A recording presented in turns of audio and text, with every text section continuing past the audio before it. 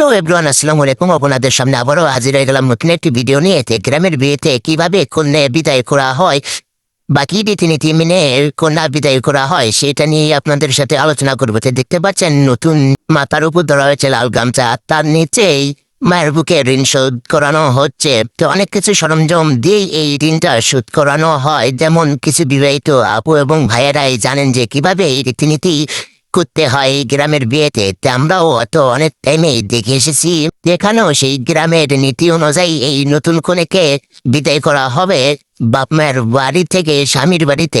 স্বামীর বাড়িতে অনেক কাপুরাই জেনে থাকেন যে স্বামীর বাড়িতে যাইতে হলো হয়তো মায়ের ঋণের দুধের ধার শোধ করতে হয়। এই জন্যই আপনারা সবাই হয়তো ভালো করে জানেন, এবং যারা জানেন না তাদের জন্য এই ভিডিওটি। সে যে প্রক্রিয়াটি সেটা হলো আঁচলে করে মুড়ি রেখে এই মুড়ি আবার মায়ের আঁচলে ঢেলে দিতে হয়, তাহলে নাকি মায়ের বুকে ঋণের ধার শোধ করা হয়। ইনশাল্লাহ আপনারা হয়তো জেনে রাখবেন এবং আপনাদের বিয়ের কাজেও লাগবে এটা।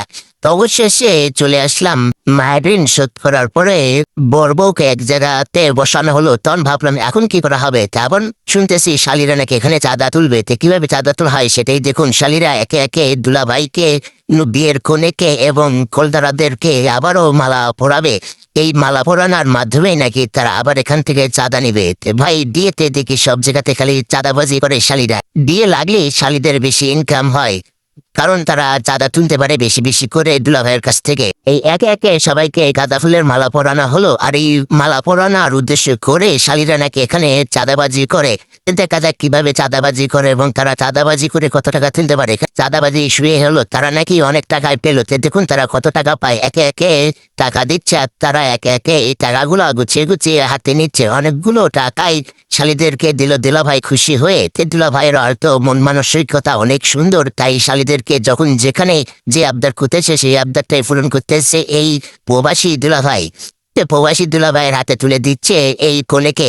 এতদিন খাওয়ালাম পড়ালাম, সব দায়িত্ব আমরা ছেড়ে দিয়ে তোমার হাতে তুলে দিলাম, আজ থেকে সব দায়িত্ব তোমার। এই বলেই নতুন কনেকে হাতে তুলে দিল এই নতুন বরের হাতে। সে আজ থেকে তার দেখাশোনা, আত্মসম্মান যা কিছু লাগে সবকিছুই দিতে হবে তার।